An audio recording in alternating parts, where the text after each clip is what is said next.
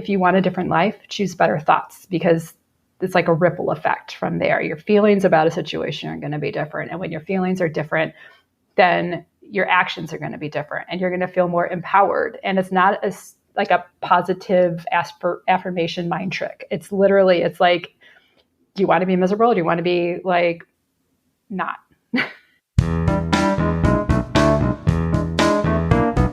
Hi, I'm Kristi Amdahl, and you're entering A World Gone Good.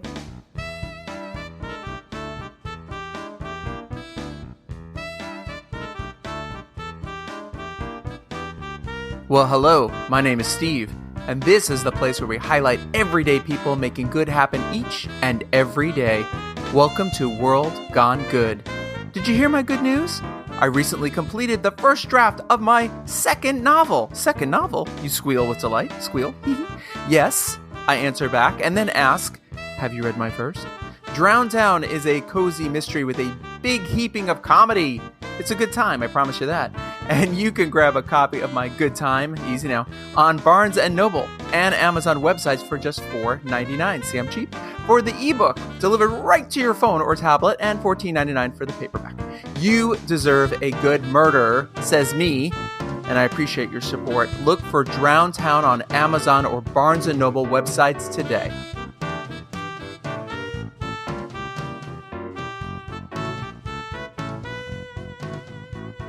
Okay, so we've talked about this quite a bit on here over the past few months, years even. Do you feel disconnected? Have you lost your way? How do we reconnect? How do we get back to our path, on our path, or find our new path, our true path? A lot of paths. We've previously gotten some good advice from the likes of Dr. Tranquility and Jeff Noble and Alethea Crimmins and more on this very topic. And today, we are diving back in with our good guest, Kristi Amdahl, who is a coach and a wayfinder, which means exactly what it sounds like. She's here to help us find our way. And she does so from having found her own way.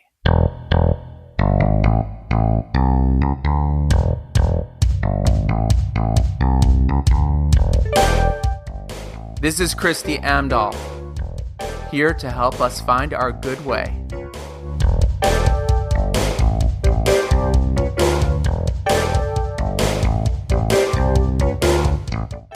Today's guest was brought to me by the lovely and talented and twice returning guest, Sarah Woodard with one W. She will let you know if you use, it's not Woodward, people. It's Woodard. I learned that. I already knew that, but I learned that. And I always love when people that I am, that I've had on before in the show give a recommendation for somebody like you, Kristi. So welcome to World Gone Good.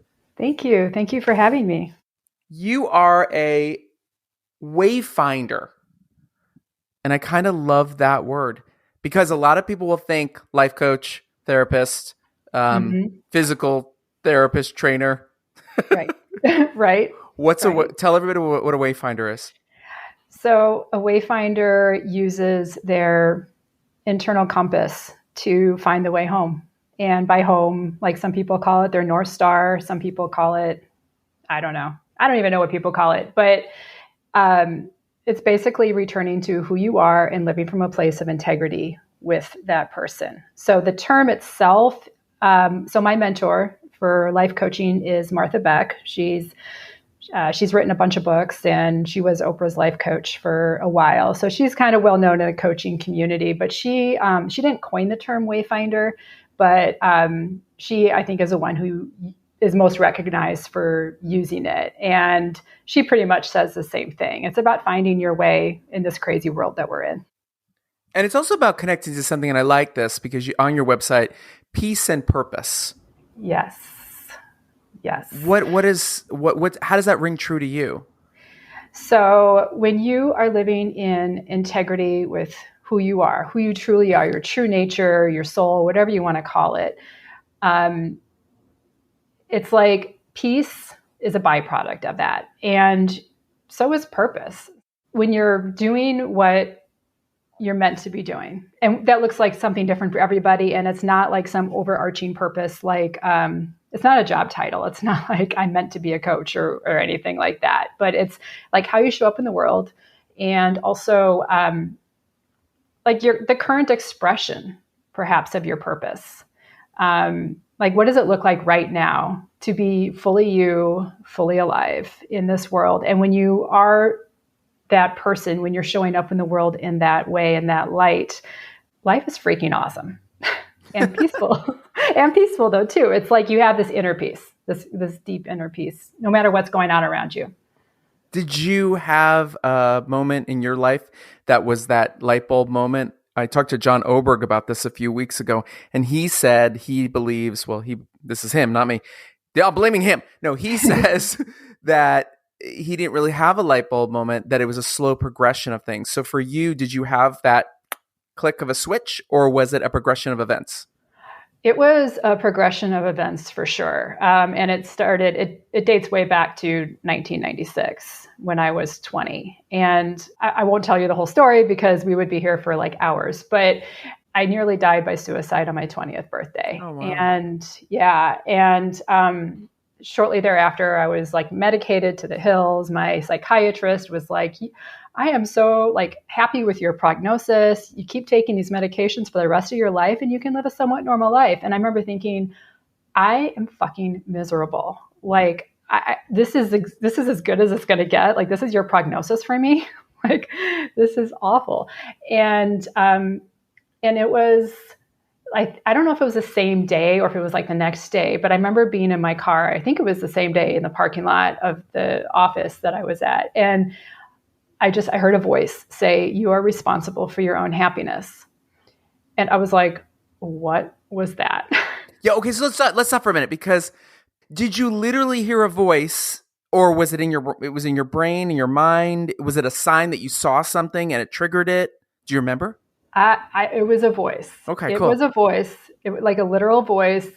And I wasn't into like spirituality at all back then. I wasn't reading self-help books. I had no basis for this to like enter into my world. So at the time, for a long time, I called it divine intervention. And I don't know even what I call it now, my future self talking to me, whatever. But it was a literal voice and blew my mind. But that that was like the first light bulb moment. And there were several after that. But it was also like the person you had on your show recently that you mentioned, it's like, it took me, let's see, that was 1996. I was 20 and I'm 47 now. So do the math. I mean, it's like a few years ago, I think, is when things really started to click, like really clicked. Were you medicated when you heard the voice?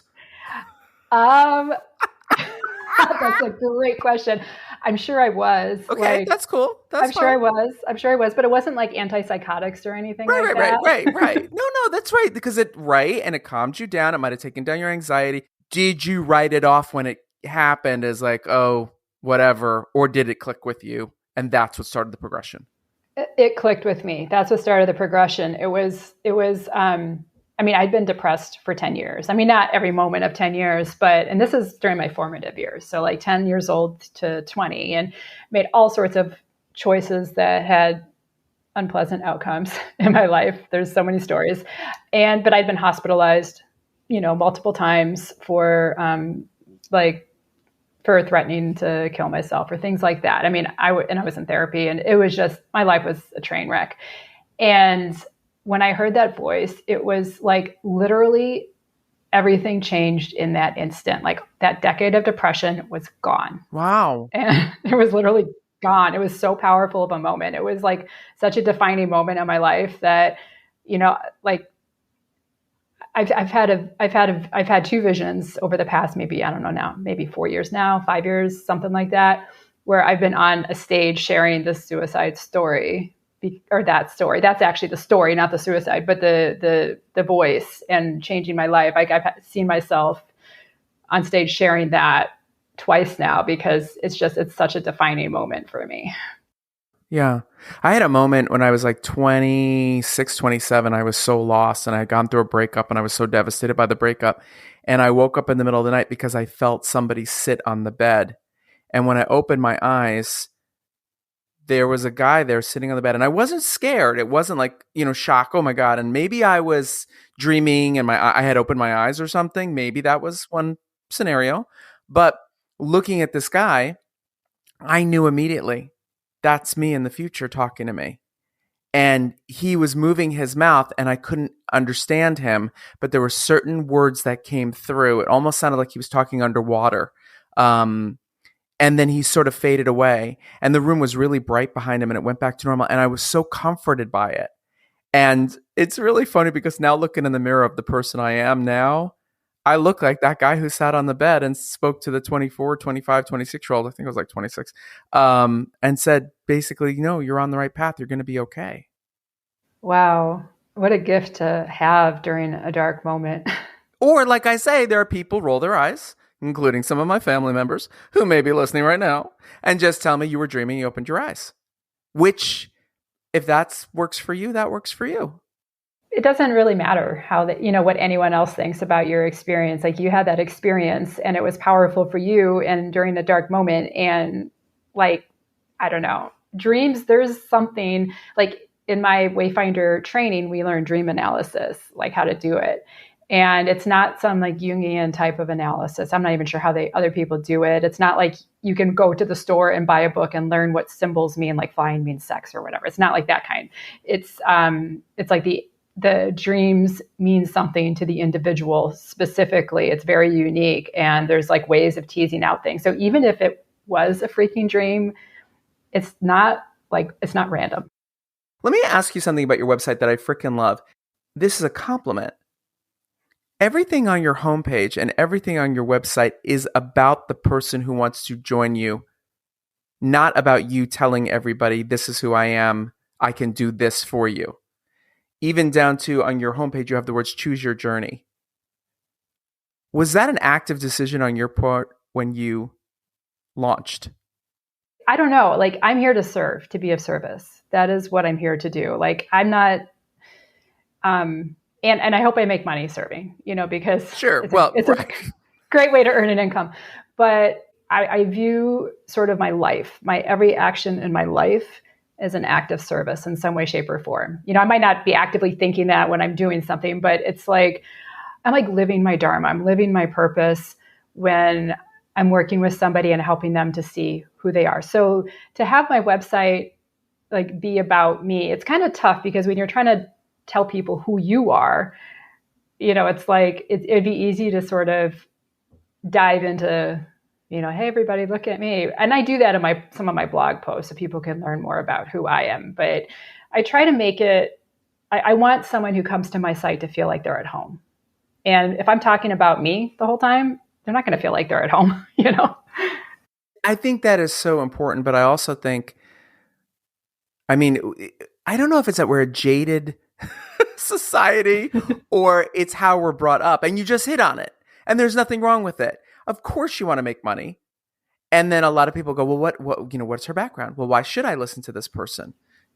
Just like people will say about this show, why should I listen to that show? Why should I spend 30 minutes with him? My time is very valuable and all that stuff. And it's a great shift when you say, because I'm here to connect with you. Yeah. And help you connect to yourself. So this is something we've talked about a lot recently on the show. The powerful disconnect that happened with the lockdown. Did you have a bumpy time during that time? Did you have a flowering time? Did you have a glowing? Did you have a good time? How'd it go? How was your lockdown? How was my lockdown? Well, it's interesting because I was working at the time. I was already working. My job was fully remote. I live in Chicago. I was working for a company based in New York. And so my job was 100% remote.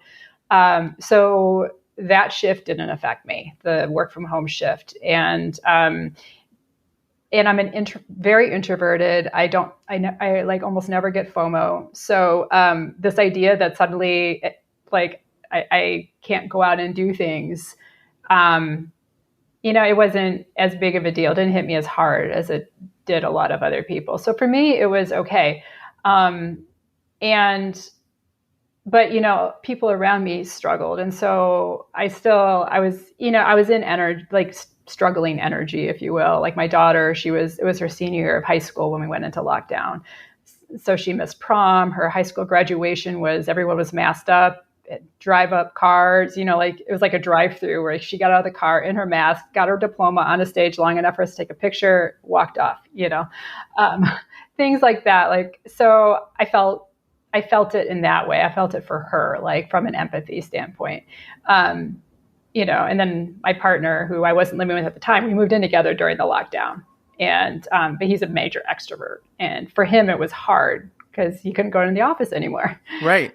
And so I felt, in a way, it was almost I almost felt bad for not being bothered more by it, because people around me were suffering, and I wasn't really suffering myself.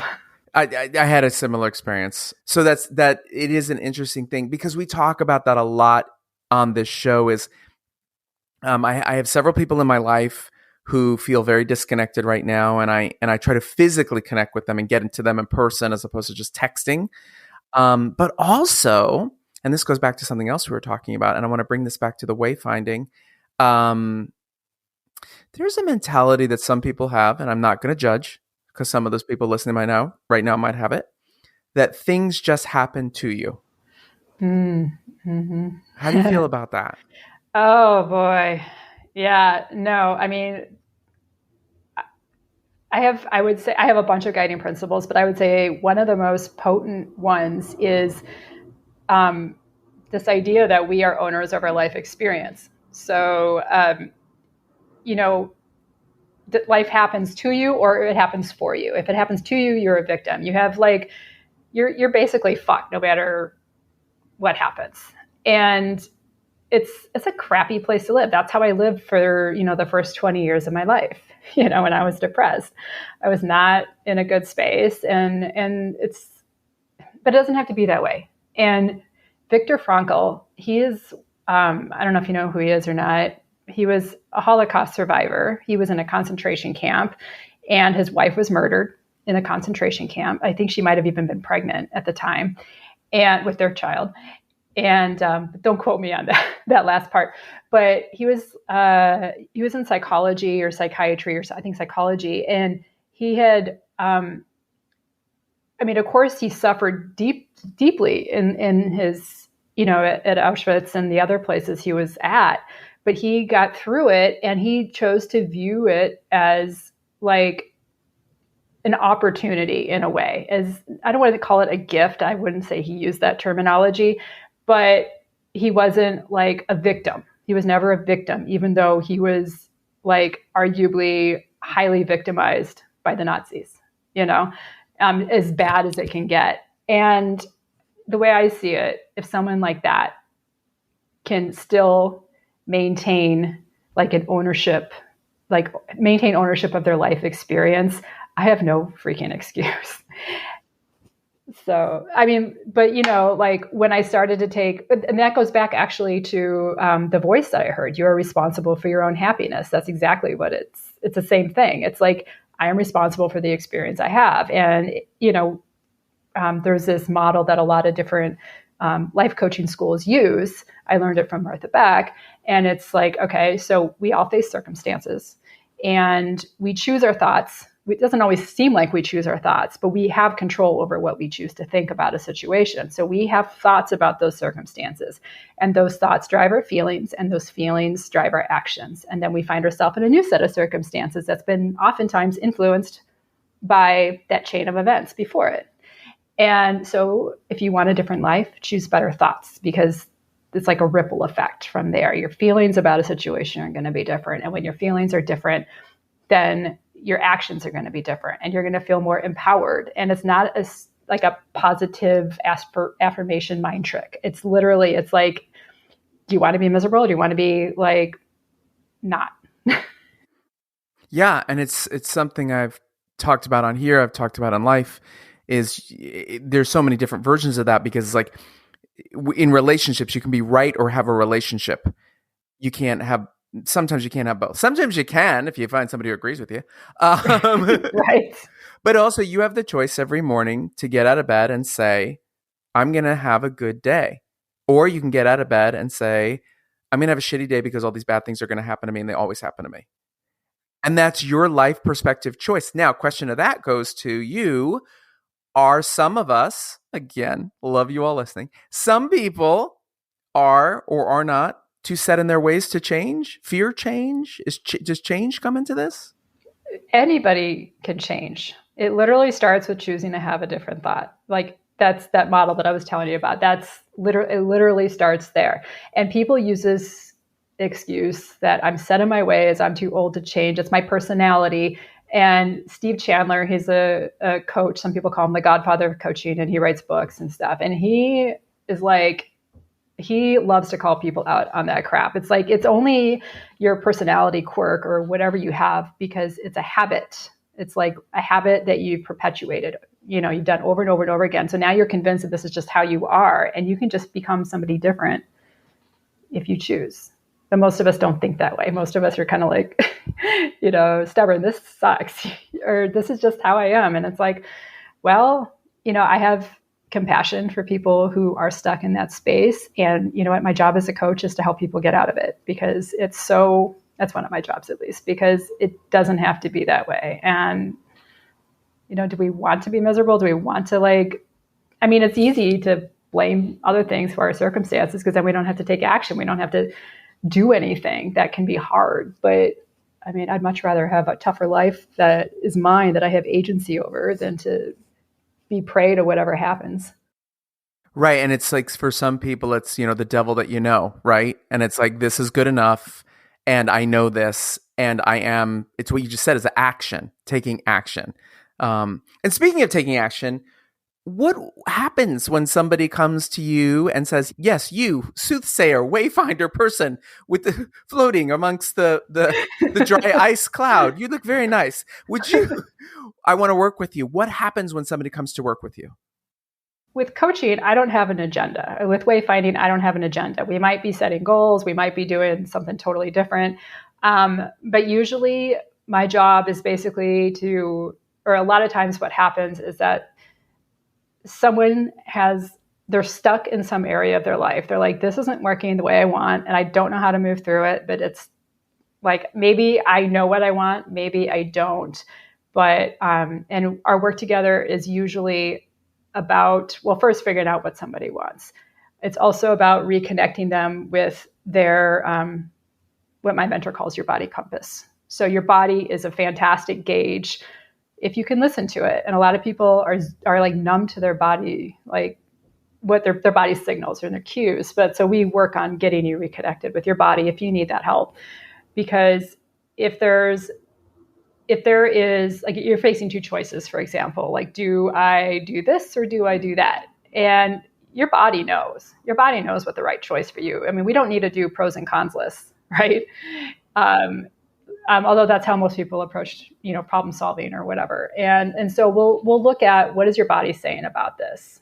What is aligned for you at like the soul level? So we do things like that. We do visioning related stuff.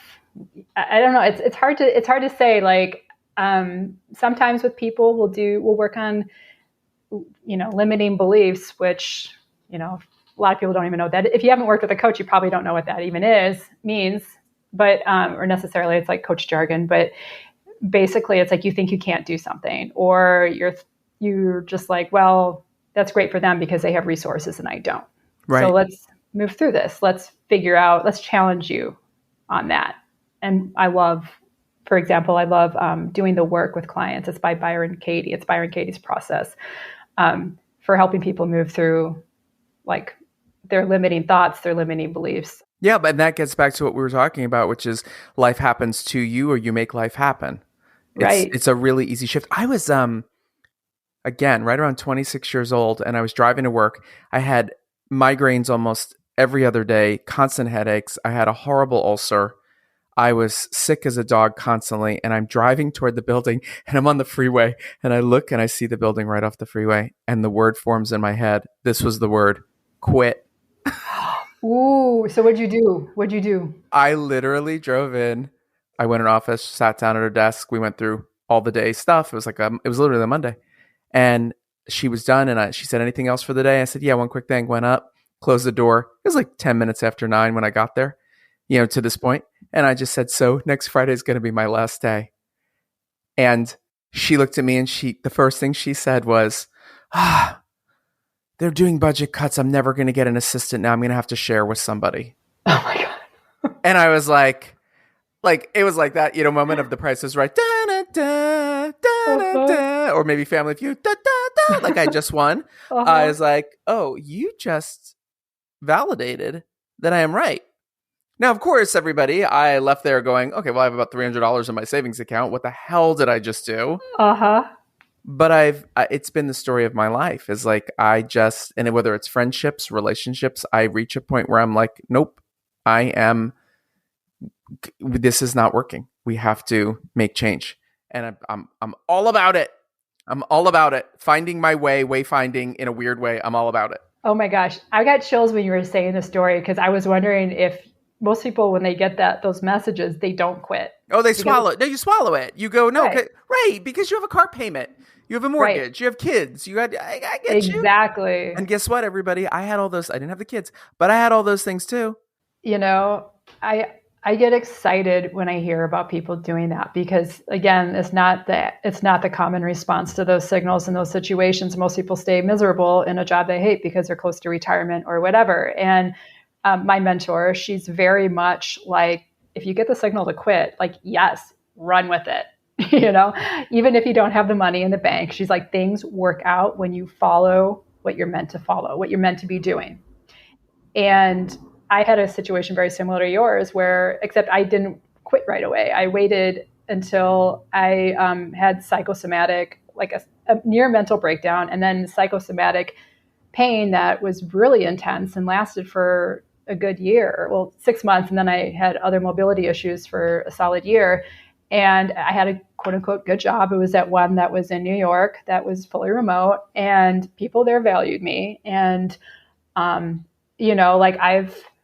I have a history of leaving jobs within a few years because it's just, I can't stay. So I always know I'm not meant to be there, and I can only stay there for so long. But then what I normally do is just find another job like that and tolerate it for a few years until I get that nudge. It's a very familiar feeling. And so I'll do that. And so it's not like I'm doing what I'm meant to do. It's just, I'm trading one situation for another. And I was doing that again. And I was getting paid decent money. And I have a daughter she just graduated from college. So I'm putting her partially through college along with her dad. And we have like legal agreement. I have to pay part of her tuition. I can't just say, get a student loan.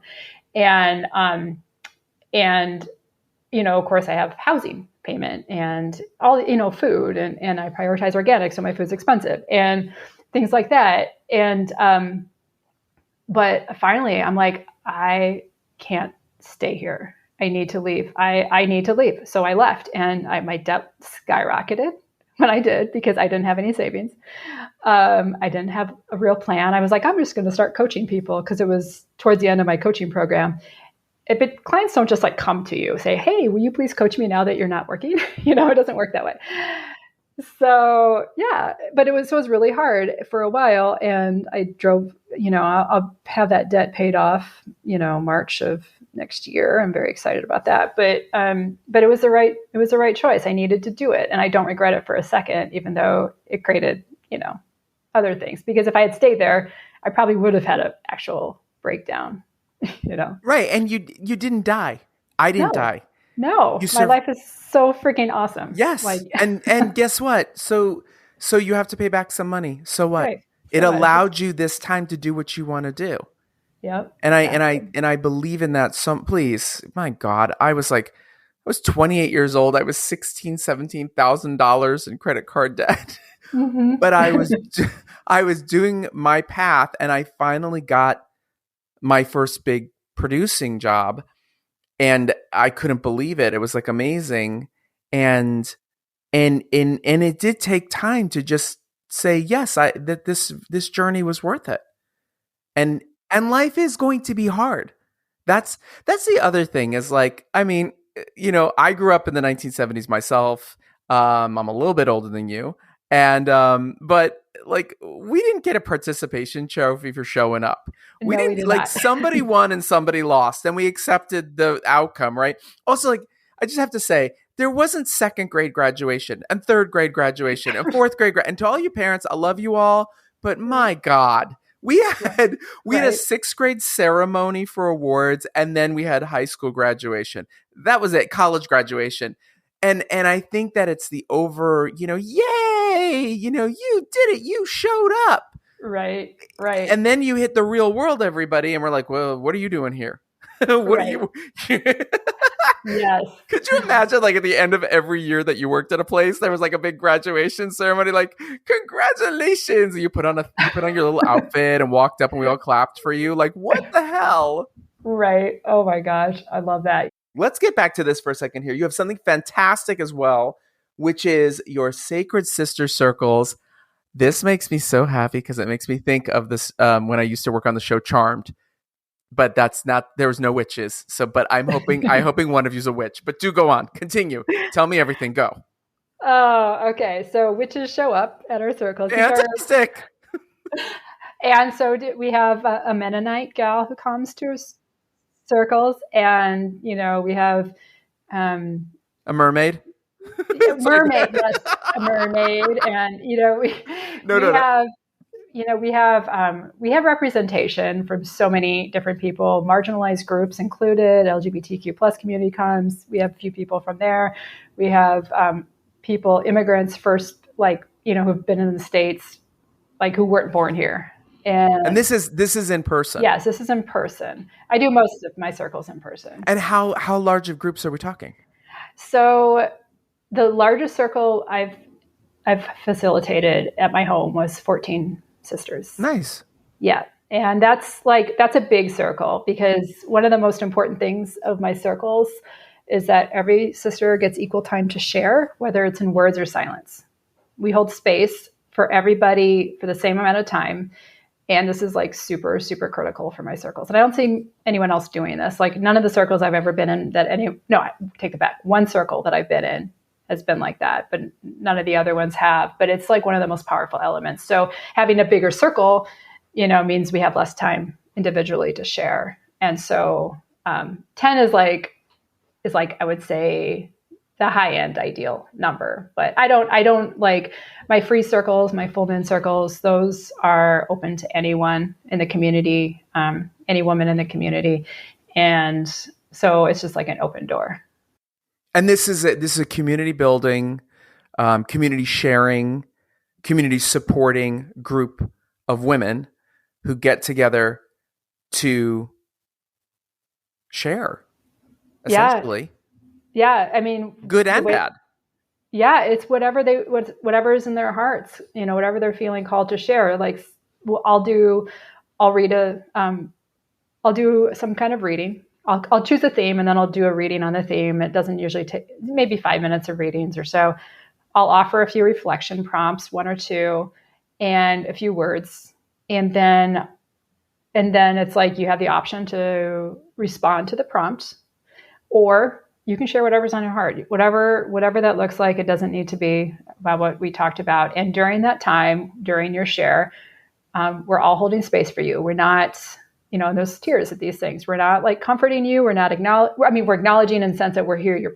We're present to you. We're very present to you, but we're not like commenting in any way on what you're sharing. We're not like passing you Kleenexes, because that can be distracting for the person. It's like, just let me freaking cry already, or whatever. And so we're holding deep space for the sister as she's sharing. And it's such a powerful experience, because most of us in our culture don't know how to listen. We listen so that we can respond.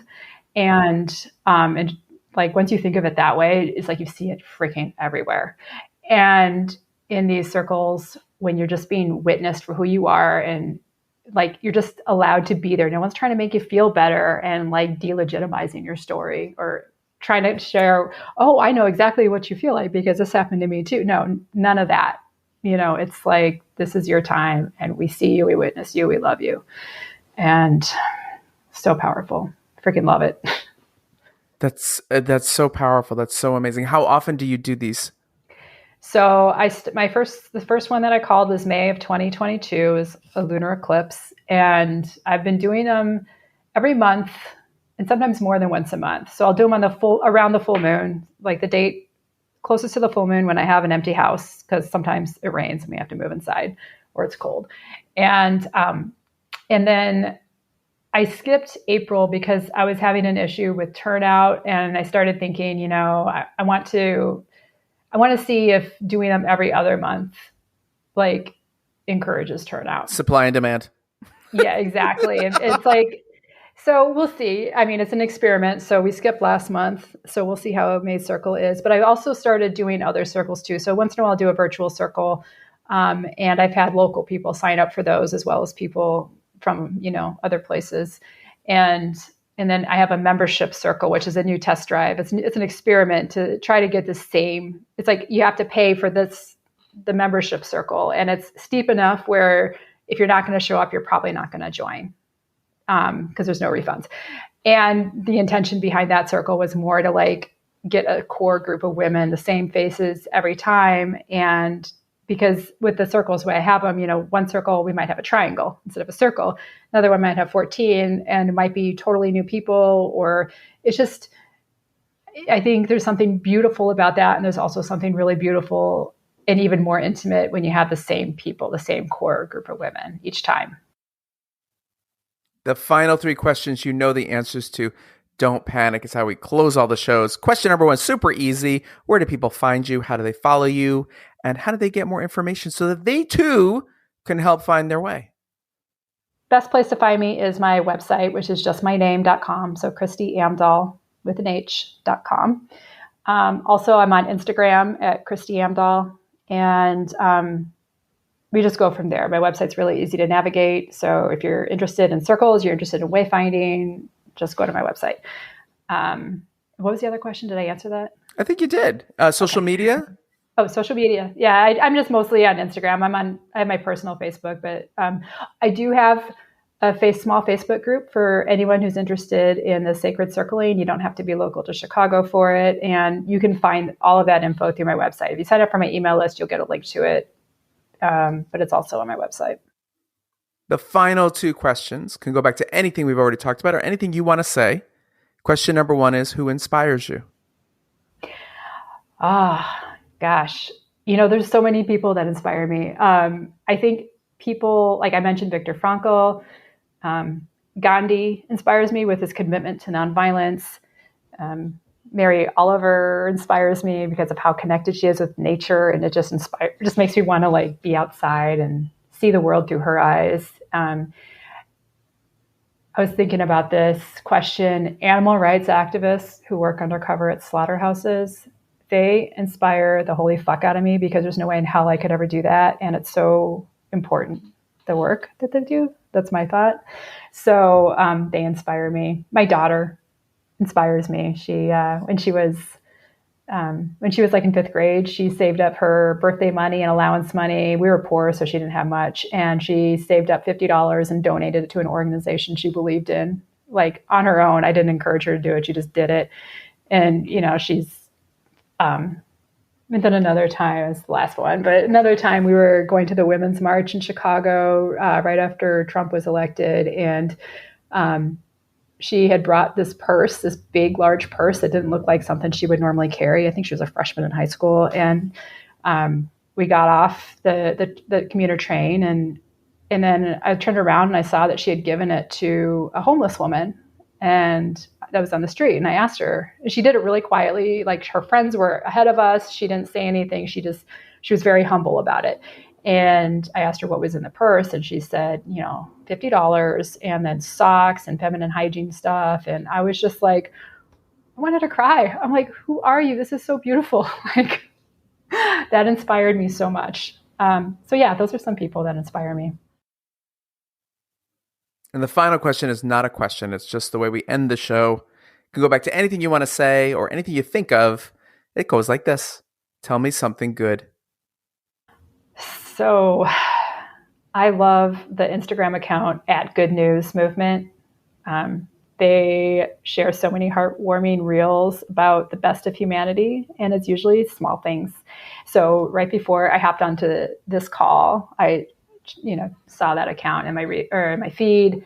I saw a young guy with a weed whacker helping some random elderly man with his lawn. Like the older gentleman had like these really long handled pruning shears or something. He was trying to cut like crabgrass or something with it. I don't even know. And this guy with the weed whacker just walked up and took over. And it was just like, he was just of service. And I think the small things like that, if we all sort of viewed life as an opportunity to be of service to others, then the world would be so much better.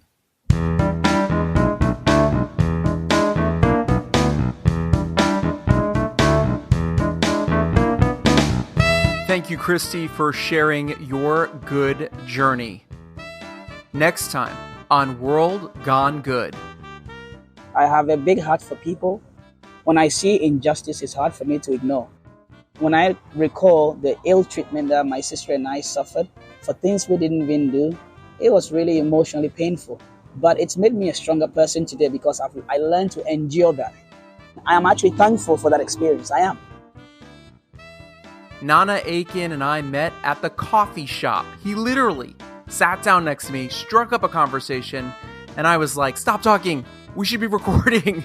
The World Gone Good audience needs to meet you.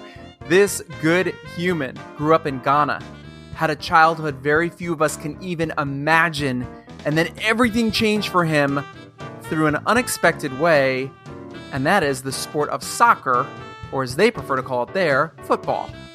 Fill up your cup and join us for this inspiring and uplifting conversation that will remind you we are all much closer than we think, even when we come from worlds away, and why it is good to talk to strangers, especially at the coffee shop. Until then, be good.